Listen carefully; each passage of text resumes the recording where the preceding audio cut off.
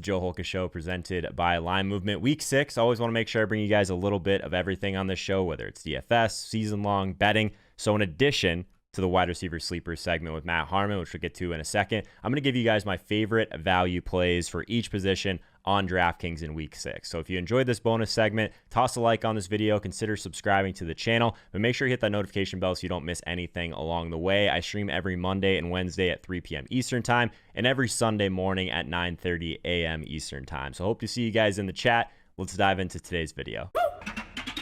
Again, this is one of my probably favorite segments to do each and every week. Sleepers. People got to get their sleepers. We're talking wide receivers specifically with the guest that we have each and every week on the Joe Holka Show. He's definitely the person you want to talk to if we're talking about wide receivers and sleepers. Matt Harmon. How you doing, brother? This is it feels weird that we had games yesterday and Reeves was just on earlier and he's like, I'm so behind because of all this stuff. Like, how are you holding up, man? It's weird overall. We are so off rhythm. Yeah, you know, like everything in the NFL season is very cyclical, especially with fantasy analysis. You know, it's like this day is, recap day for Monday. Tuesday is like sort of, if you're doing season long stuff, it's waiver wire day or whatever. And then Wednesday, we're starting to look ahead, but like we're still digesting a game from yesterday. We also don't have a game on Thursday, which is hyper weird too. So yeah, it's a strange week for sure, man. But I feel like it's just something that, we're going to have to get used to because this is probably going to happen again. This is just our regular biorhythms for an NFL season are going to be thrown into question pretty much every single week, I think, this year. Yeah, I mean, from that perspective, like I'll take having football over having my schedule being perfect. I'm sure you kind of feel the same way in that regard. So no doubt about it, man. Yeah, right. Like, well, it could be a lot worse, I guess, in a ton of different ways for sure. How was your week 5? Before we jump into this overall, I had an up and down week. I wasn't sure where I was at on FanDuel. That's a whole other conversation. If anyone wants to know my take on what happened on FanDuel, there is a video up for that one also. But how was your week, man? Yeah, it was good. For me, that I was really high on this Bills offense coming into the year. So it was pretty much and I was very heavily invested in Derrick Henry too, in terms of season long leagues. So, for me, like that was a big waiting game and sort of kind of having to decide, like really all of my teams were in the throes of this Tuesday night game. Like, are we going to get a game? Do I prepare, some really bad alternatives, or do I just, kind of prepare that I might have to take it on the chin if I'm going to go ahead and start Stephon Diggs or Derrick Henry, who, like I said, I have on all of these teams. So, it ended up being all right. Both those guys had good games. Josh Allen, whatever, not quite the same situation that we've seen from the first 5 weeks or first 4 weeks, excuse me. So, like, yeah, it was definitely like a big mental waiting game, but in the end, I think both guys, especially Diggs and Henry, really performed. So in the end, it was worth the wait, but definitely a tilting experience, man. This is a year unlike anything I can really remember. Yeah, at least you're not Josh Norman now going to be the face of like every Henry meme for the rest of time. So that's I guess a positive. A negative of this week overall, and I'm looking at wide receivers, I don't see much that I like below 5K, and I feel like maybe I can't remember if it was last week or the week before. There was like 6 or 7 of these guys that we had to talk about. So what was your thoughts when you're looking at it today, trying to find us some sleepers, man? That's why you're here. Right, no doubt. Like last week, I feel like there was a lot of appealing prices, and we talked about the Texans group as a group that really could have that bounce back coming off of the Bill O'Brien firing, and sort of does Romeo Crennel breathe new life into this team? Just are they more relaxed? It is very narrative. It is like very sort of like minuscule to talk about, but these things matter on the margins, and really like there's just not a ton of things screaming at you from that group. But the Texans group, as we said last week, like I think they're still pretty undervalued this week. Brandon Cooks has run a route on 83% of Deshaun Watson's dropbacks so far this year. He obviously popped last week coming off a goose egg. Like if you went back to Brandon Cooks and just trusted the volume, trusted the playing time, you were rewarded. And I think you probably will be this week too. The Titans secondary, they definitely give up big plays. They gave Josh Allen a little bit of trouble last night, obviously in the Tuesday night game. But at the same time, I still think this is a defense you can exploit. And so I'm willing to kind of go back to the well on those guys because for right now, I still think they're mispriced at that 5K and below range, particularly obviously Brandon Cooks and Randall Cobb too. Like Cobb is a guy we highlighted last week going against the Jacksonville Jaguars, and whatever type of outing from him. But you really could see something much better this coming week against another team in Tennessee that can be beat on the inside. Yeah, is there anything more 2020 or Brandon Cooks than just dropping a 0 when everyone in the world wanted to play him, and then directly the next week just going absolutely crazy? I feel like he's done that to us like multiple times over the years. So I guess tough for us. If you had faith, like Matt just said, you're feeling pretty good about the Brandon Cooks scenario. This game's kind of interesting overall. I think a lot of people are probably going to be paying up at running back for Derrick Henry. It sounds like you're on A.J. Brown if you're going to be stacking up this game as your bring back on the Tennessee side. Tell us why. Well, luckily, like he's still at 5,600 on DraftKings, which is, I think, like a gross misprice. Obviously, it's just a timing issue, right? Like he just played last night, and this was his first game back in a while. But AJ Brown is, when we talk about the upcoming alpha receivers, that are sort of growing as the Julio AJ Green tier is, obviously going, especially if you're AJ Green, going by the wayside, like that tier is retiring of the great alpha receivers from that day and age. Like we're starting to see an opening there, and there are plenty of young guys stepping up, obviously some that aren't the prototypical AJ Green Julio build. But, when we look at DK Metcalf, like everybody knows what he's doing now because he's one of the best receivers in fantasy. But like, AJ Brown is, I think, sort of been forgotten just because he's been off the radar, obviously, because he's been injured. But when you look at, someone asked me this past week, like in reception perception as rookies, like how did Metcalf and AJ Brown, kind of compare? And what's really interesting is they actually, from their rookie seasons, both had the exact same success rate versus man coverage number. And I think we talked about it in the preseason, like, which is again interesting because they're collegiate teammates, but they operate very differently. Like, when you get over that 80th percentile, as these guys were at the 83rd percentile, you're usually looking at a player that's eventually going to have a breakout season. I mean, AJ Brown already had his breakout season as a rookie. Metcalf is having it this season. So, like, these guys are both verifiably good players, and especially Brown going against, this Texans secondary that's just been beat every which way. I definitely think that he's a great, like, bring back candidate if you want to stack up Deshaun Watson and Brandon Cooks, or you maybe want to go a little cheaper and go to Randall Cobb. I think you bring it back with AJ Brown, because this Titans offense, by the way, like, I think it's time that we respect their passing game a little more. And the great part about their passing game, we don't talk about it enough, it is a very confined group, especially if Corey Davis, if he's on the COVID list for a second straight week, maybe he's not, whatever. Like, it's pretty much AJ Brown, Jonnu Smith, and nothing else. And even when Davis is in there, I expect that to be the case most weeks, more weeks than not. I'm with you on A.J. Brown, top 15 weighted opportunity rating on the entire slate. I think he's just kind of mispriced, like you just said. Like his game was on a Tuesday. DraftKings prices came out later this week, which was unfortunate, but they still obviously didn't have any of the Tuesday data to pick from. So I love the A.J. Brown call. One of the things that last week that caught me by surprise, but didn't really catch, I think, a lot of dynasty people or sharp fantasy people in general, I guess, by surprise was Chase Claypool. So I think one thing that would be an interesting conversation to have is these Steelers wide receivers, like this group overall. I guess they make me believe a little bit in NFL scouts that they might actually know what they're doing, because this Pittsburgh team just keeps finding gold at the wide receiver position. So what are your thoughts overall about Claypool in particular? I know you don't do a ton with prospects anymore, but I still think that this is a really polarizing group of wide receivers.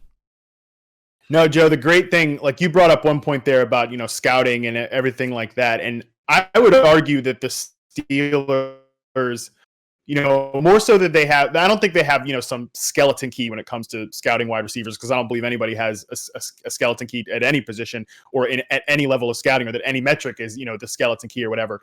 And they've had their misses too. I mean, they drafted Sammy Coates and like that, people forget about that, but Coates was such an obvious, like, that guy's not going to be a thing player. So at this, like, they've obviously had their misses too, but I think what the Steelers do definitely better than perhaps any other team in the NFL is how they deploy these guys. Like, I think that's been more their key than just the straight scouting success. Like, they have looked at Juju pretty much throughout his entire career, and they've never asked him to be something he's not, despite the fact, like, he's a big guy who wins at the catch point. He has the size of a traditional X receiver. They've never asked him to be anything more than a big slot, and he's continued to be very productive through the vast majority of his career in that role. Claypool, another guy that people thought, could have moved to like that big tight end role, but the guy that he's always been very comparable to is a Vincent Jackson type, one of those long striders with more speed than you think. I mean, he's not an athletic freak like at the Calvin Johnson level or anything like that,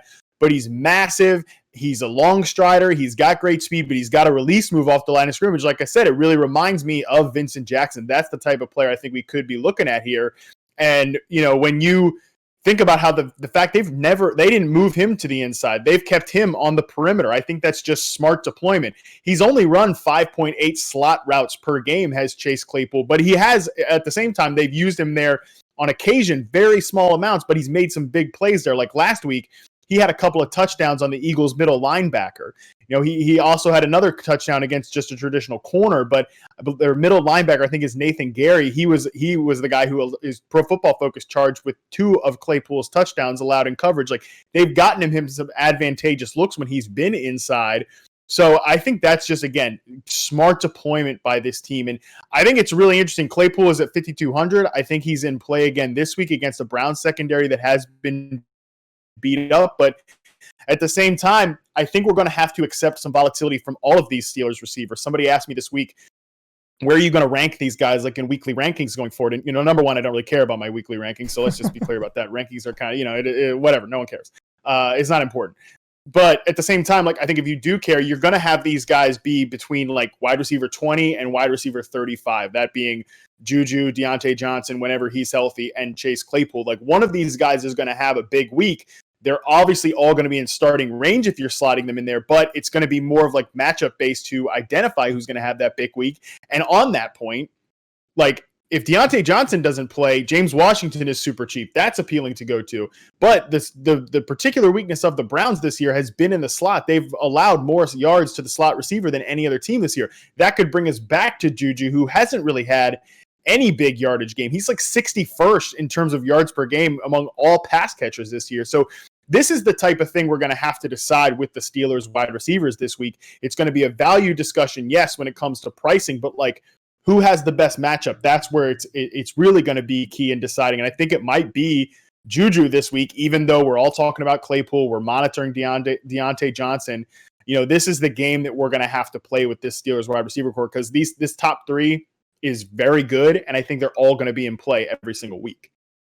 I'm with you. I think it's an interesting conversation to have because I love trying to be like first on these guys that might be true difference makers before DraftKings kind of catches up, before the public. Like the public still is, they see the 4 touchdowns, they're just like, oh, he can't recreate that. But I think the way he was being used, again, I'm not a talent evaluator, but just seeing them get involved with giving him some rushing attempts, like they're trying to get the ball into his hands. I think one of the things that I thought was interesting this week is I was kind of like looking into the Claypool thing a little bit more, is that Player Profiler has him in terms of his comp as like a Dorial Green Beckham type. Like, is he that raw from what you've seen so far? No, I don't think so. I mean, I think from like a physical standpoint, that's actually really good news because, people were excited as hell about DGB. Like, by the way, it feels like 1,000 years ago that we were thinking about that. Doesn't guy. it He's feel actually like forever?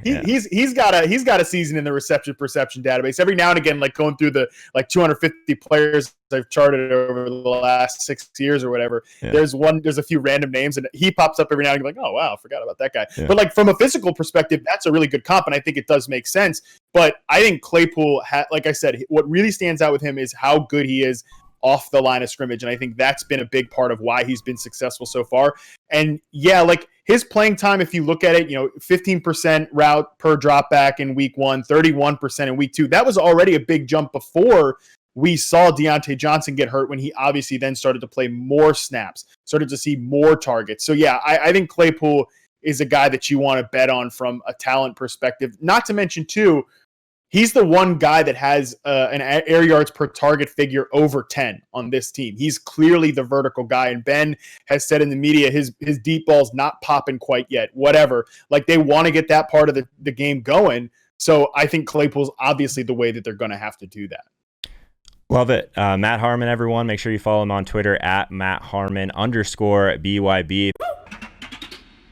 If you made it this far in the video, I told you I would bring you my favorite value plays at each position for week 6 on DraftKings. So starting with quarterback, Ryan Fitzpatrick. The Miami Dolphins do get this New York Jets team. He's only 5,900. And while there's still obviously a little bit of concern that maybe Tua comes into this game and Fitzpatrick goes to the bench, I think at that price point, 5,900, he's still someone that I'm super interested in. He's played extremely well lately. Obviously, that road win last week in San Francisco, he was extremely efficient in that game. 22 of 28 passes, 350 yards, 3 touchdowns. So a huge game from Fitzpatrick. Obviously, he gives us a little bit on the ground as well, which is something I'm always trying to prioritize at the quarterback position. He's actually thrown for at least 300 yards in 3 of his past 4 games. So I think the floor, if you take out, I guess, the risk that he might get benched in this game, pretty solid, especially in this game against the Jets. The biggest concern here would be if they get so far ahead that they don't have to throw. That's definitely a possibility because of this Jets team that they are facing this week. So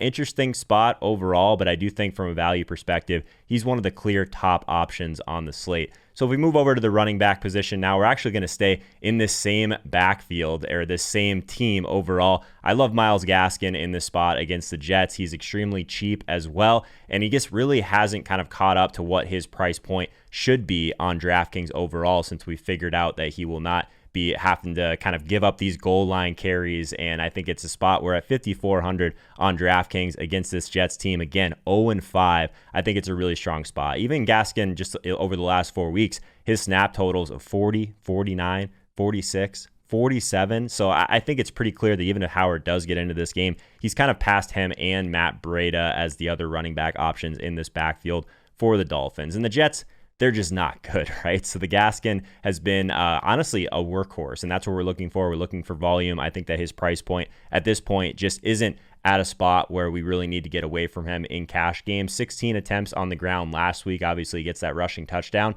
but in the last 4 games, at least 4 targets, but he's got 5 or 7 in 3 of those games. So I think his involvement in the passing games should make him, regardless of what happens with Fitzpatrick, I guess in an ideal situation, the Jets kind of get a little bit of pushback for just hopefully this team has to keep their foot on the pedal throughout the game. I think that's still a situation where you're going to want to have Gaskin on your rosters in terms of his price this week. So at the wide receiver position, T. Higgins, he's 4,700 on DraftKings. So a lot of people talking about AJ Green, even if he is out there. I mean, in his last 3 games, Higgins has racked up 24 targets at 21.8% target share. So now that Green's banged up with that hamstring injury, I think that he could just step right in and take over Green's target share that, I mean, he's already been digging into anyway. So I'm not really that interested in guys like Mike Thomas, Auden Tate, that sort of thing. I think Higgins is the clear number 2 target for Joe Burrow, only behind Tyler Boyd at this point. So the 33rd overall pick in this draft, I think he's going to get a ton of opportunities. If he ends up running routes on more than 90%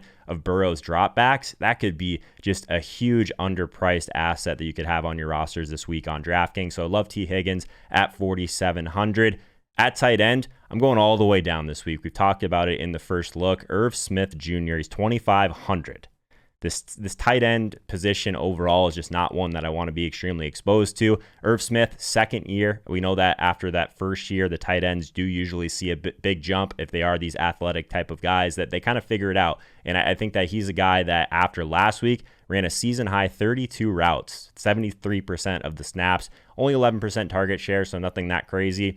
Kyle Rudolph is still going to be out there taking snaps. That's always going to be the concern. But at tight end, a guy for Stone Min, I think that this value of just having access to this higher team total for the Vikings is something that I do want to have a significant amount of shares on this passing game. That's the fear, I guess, the Vikings, that they'll just stay run heavy. But I do think this is a spot against Atlanta where it does shape up really well for the passing game. This is the cheapest option, obviously the 3rd option at best behind a guy like Adam Thielen, a guy like Justin Jefferson. So I think that this is a spot where still we could see Irv Smith see an elevated role here, and he has the talent. I think it's worth monitoring for sure, even though it's kind of a low passing volume option. I think that this is one that in this specific scenario makes sense to pay all the way down for. So again, staying in this game, If we're looking at a DST option on the slate, 2,300, the Minnesota Vikings versus Atlanta. They're a home favorite. They do have an above average adjusted sack rate, so we want to see defenses ideally that are giving pressure to the other side. The Falcons project for the third most pass attempts on the other side as well. So that's kind of